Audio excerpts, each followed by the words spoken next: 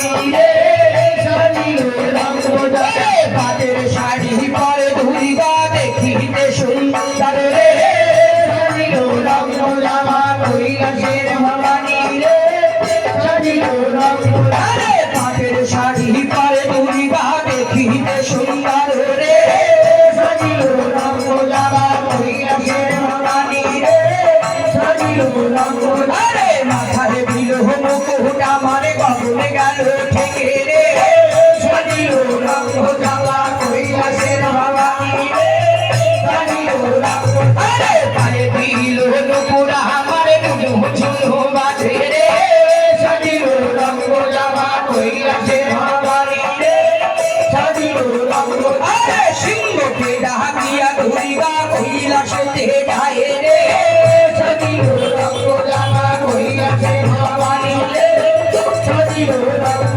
রে কৈলাসেতে গিয়ে ধরিবা প্রণাম করিল রে সাজিল রঙ্গ জামা কৈলাসের ভবানী রে সাজিল রঙ্গ রে লজ্জা শরম নাই গয়ে করে লজ্জা শরম নাই রে সাজিল রঙ্গ জামা কৈলাসের ভবানী রে সাজিল রঙ্গ রে পর পুরুষের সরে তুমি ধরো ধরা ঢুলি রে সাজিল রঙ্গ জামা কৈলাসের ভবানী রে সাজিল রঙ্গ রে এক মুষ্টি চাল্লাই দেখি আমার না ঘরে রে সাজিল রঙ্গ জামা কৈলাসের ভবানী রে সাজিল রঙ্গ রে ওই নরকটি রে বিদায় করবা বলো রে সাজিল রঙ্গ জামা কৈলাসের ভবানী রে সাজিল রঙ্গ জামা বললাম ওই দিদিমা এ তোমার দিদিমা আপনি আবার দিদিমা আমি বুঝলাম আমার সতীন হবে কেন সতীন হলে কি তোমার ভালো হয়? অবশ্যই এ কথা বলো না দিদিমা আপনার আপনার কন্যা আমার কন্যাকে খেয়েছে তার জন্য এলাম কে আমার কন্যা পদ্মাবতী তাকে আমি কন্যা বলে ঘৃণা করি অবশ্যই কেন দুর্গা শুনতে পেয়েছো তুমি যা শুনছো আমিও তাই শুনেছি। ওরে ভাঙ খাওরে ধুকরা খাওরে খাওরে ভাঙের গোড়া ওরে বাড়ি আসলে হও তুমি আশিকালের বুড়া ওরে চলন্তি নগরে তুমি ওই কি কর্ম করিলে ওরে পিতা হয়ে মেয়ের সঙ্গে 12 বছর ছিলে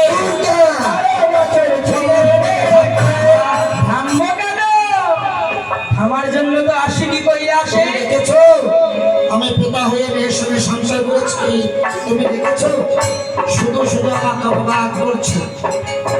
দেখো দুর্গা, আমি মেয়ে নিয়ে সংসার করেছি কেমন করে তুমি যেমন ভাবে বলছো তেমন ভাবে নয়। মনসা বিষধর কন্যা একবার বিষ্ণু আমাকে কাজ করেছে ভবানী তোমাকেও ডুবে যাচ্ছি।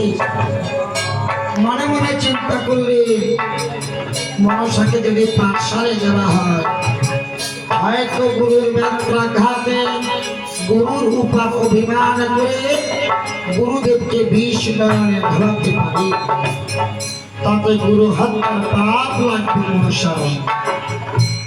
তাই আমি বলেছিলাম পদ্মা আমি তোমাকে পাঠশালে দেব।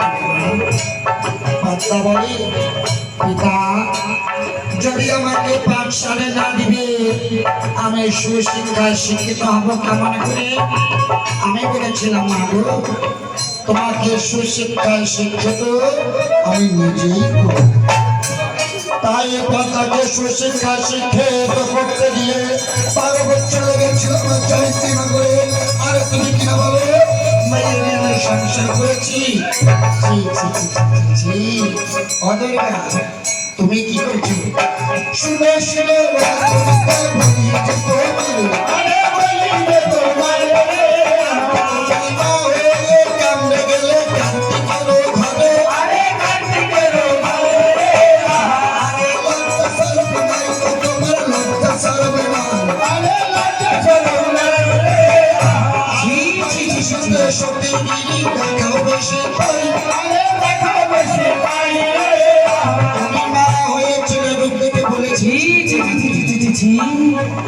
গোসাই হ্যাঁ। তুমি এই ঘরের কথা দেখে বলছো, তোমার লজ্জা করে না? আমি আগে বলছি, তুমি আমাকে বলাচ্ছ তাই আমি বলছি। হ্যাঁ, আমি কার্তিকের রূপ দেখে ভুলে গিয়েছিলাম, তাই কার্তিককে ডেকে বলেছিলাম, কার্তিক আজকে রাত্রে তুমি আসবে আমার নিকটে। তাই কার্তিককে দেওয়ারে মা, আমি কেমন করে যাব তোমার নিকটে? তুমি যে আমার মা। তখন আমি বলেছিলাম, যেমন করে সুরকে ধারে করেছি, আজ যদি তুমি আমার নিকটে না আসো, তেমন করে তোমাকে নিধন করব। তাই কার্তিক বলেছিল, মা হ্যাঁ আমি যেতে পারি, তবে আমার একটি কথা। আমি বললাম, কি কথা? মা আমি যাব তোমার নিকটে, যেন কোনো জীব জানতে না পারে। যদি কোনো জীব জানতে পারে, যাব না আমি তোমার নিকটে। আমি বললাম, বেশ তাই হবে। আমি চুল খুলে শুয়ে আছি ঘরে, কখন কার্তিক আমার পাশে আসবে। কার্তিক বলে যে কাঁদে, ময়ূর বলে, প্রভু তুমি কাঁদো কেন? তাই কার্তিক বলে, শোনো না, আমার মা বলেছে আজকে রাত্রে তার নিকটে যেতে।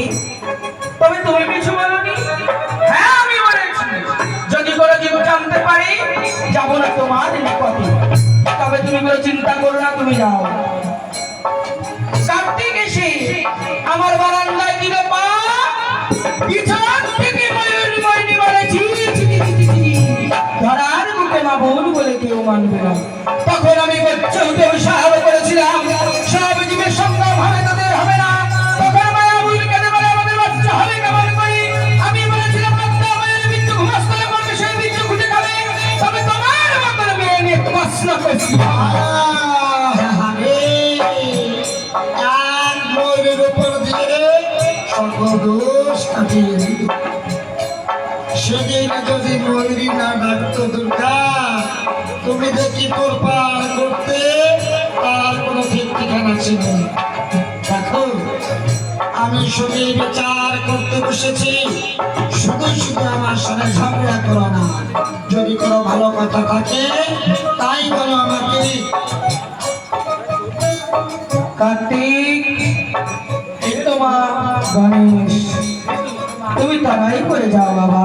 কোথায় যাও সেজিয়া পর্বতে পদ্মাবতীকে আনয়ন করো।